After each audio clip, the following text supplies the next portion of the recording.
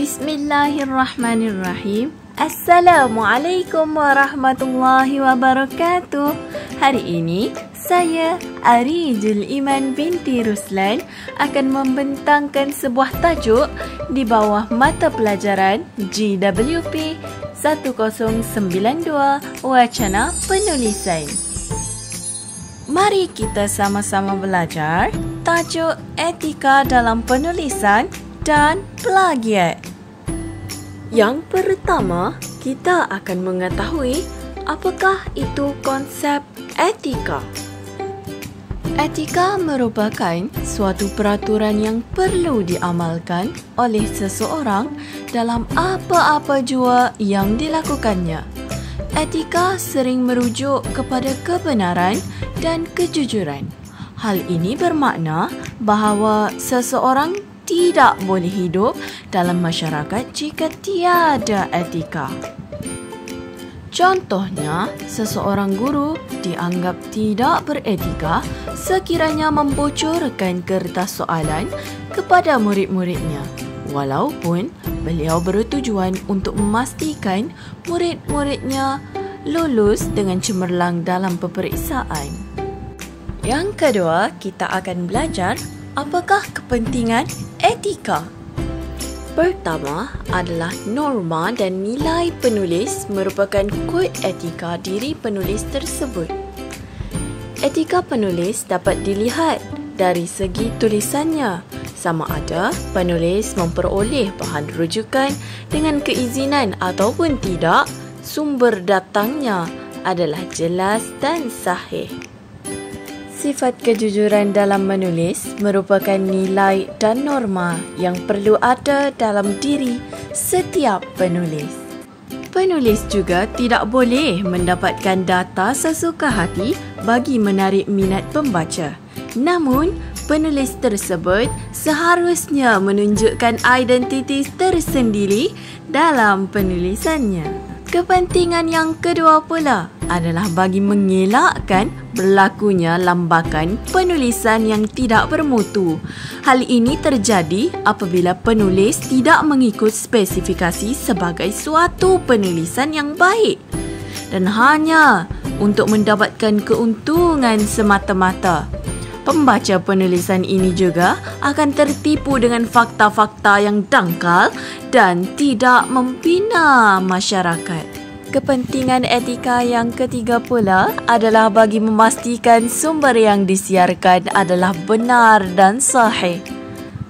Banyak kisah di akhbar yang tidak benar dan tepat. Sumber yang diperoleh juga diragui dan tidak boleh dipercayai. Laporan yang diutarakan mungkin menjadi berat sebelah. Selanjutnya, kita akan belajar etiket online. Media sosial terdiri dari pelbagai bentuk, antaranya majalah, internet, blog sosial, Wikipedia, gambar, video, dan sebagainya. Etiket penulisan online adalah penciplakan sesuatu karya sama ada penyebaran berita palsu, mencemarkan nama baik dan sebagainya.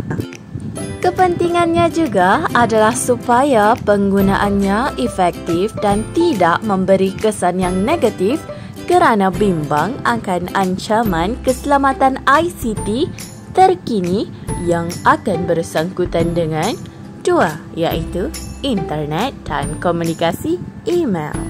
Penggunaan internet yang melampau akan memberi kesan yang tidak baik bukan sahaja kepada masyarakat tetapi negara. Seterusnya, penyalahgunaan aplikasi internet mungkin akan berlaku walaupun kita sedar bahawa internet sebagai medan untuk mereka berhubung dengan ramai orang. Tambahan lagi, ianya adalah sangat murah dan mudah untuk digunakan. Yang keempat adalah isu-isu etika dalam penulisan yang sentiasa berbangkit. Antara isu utama yang dibangkitkan adalah plagiat dan tidak dinafikan banyak berlaku plagiat dalam penulisan pada masa kini.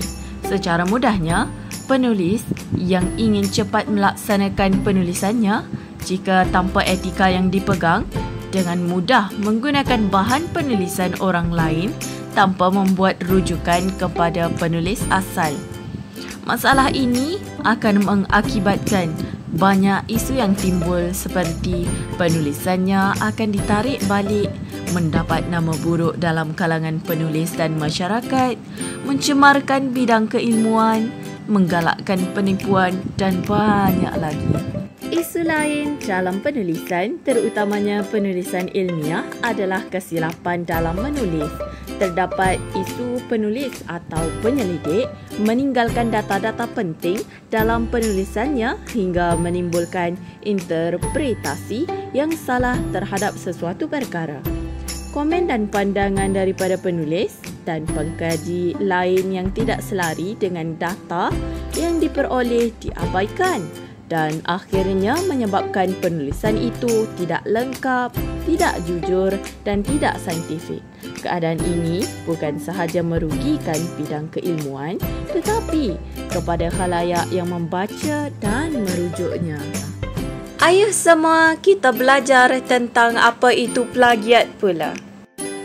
Plagiat merujuk kepada perbuatan mengambil perkataan, gambar, idea dan sebagainya daripada seseorang penulis dan mempersembahkannya sebagai kepunyaan sendiri.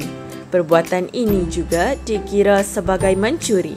Dan mencuri di sini bermaksud mengambil tanpa izin penulisan orang lain tanpa menjelaskan dari mana rujukannya.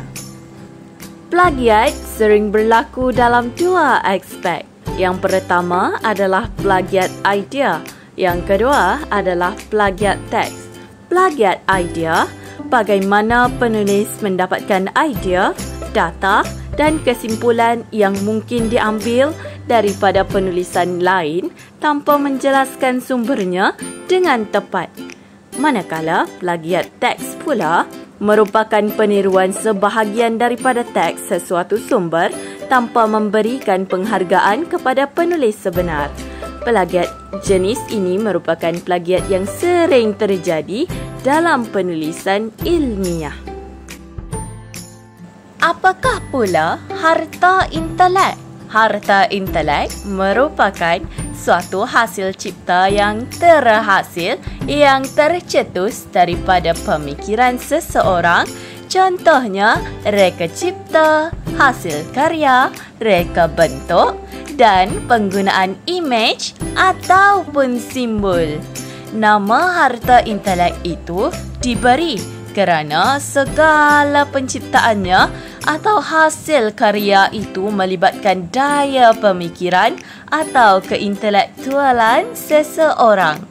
Pada 2014, Nazura ada menukilkan bahawa harta intelek wujud bukan kepada salinan barangan tetapi kepada maklumat pada barang tersebut. Mari kita sama-sama mengenali jenis-jenis harta intelek. Apakah yang termasuk? Yang pertama, hak cipta. Yang kedua, paten. Yang ketiga, cap dagangan. Yang keempat, reka bentuk industri. Yang kelima, reka bentuk litar bersepadu. Yang keenam, petunjuk geografi. Yang ketujuh, passing off. Dan yang terakhir adalah kerahsiaan. Mesti ada cara bagaimana untuk kita mengelakkan diri daripada melakukan plagiat. Yang pertama, memulakan projek penyelidikan seawal yang mungkin. Sebaik saja kita mendapat tugasan baru, baca setiap sumber dengan teliti. Rehat antara sesi membaca untuk menyerap maklumat. Jelaskan idea utama bagi sumber dengan kuat tanpa merujuk teks asalnya. Kemudian, tuliskan hujah utama sumber dengan perkataan kita sendiri. Proses ini akan menjadikan kita mempunyai banyak masa dan dapat merumuskan idea kita sendiri. Cara yang kedua adalah dengan menggunakan pemeriksa plagiarisme dalam talian. Hal ini adalah untuk mengelakkan daripada hasil tulisan kita menyerupai hasil karya tokoh-tokoh terkenal maupun hasil karya dalam sesebuah buku. Langkah atau cara yang ketiga pula adalah dengan menyenaraikan semua rujukan dengan teliti untuk mengelakkan daripada berlaku kesilapan atau lupa untuk menyalin senarai rujukan dalam bibliografi. Cara yang keempat atau yang terakhir adalah kredit hendaklah diberikan kepada pemilik asalnya. Saya berharap video ini banyak memberi informasi yang berguna dan manfaat kepada kita semua. Sekian saja, terima kasih. Assalamualaikum warahmatullahi wabarakatuh. Jumpa lagi.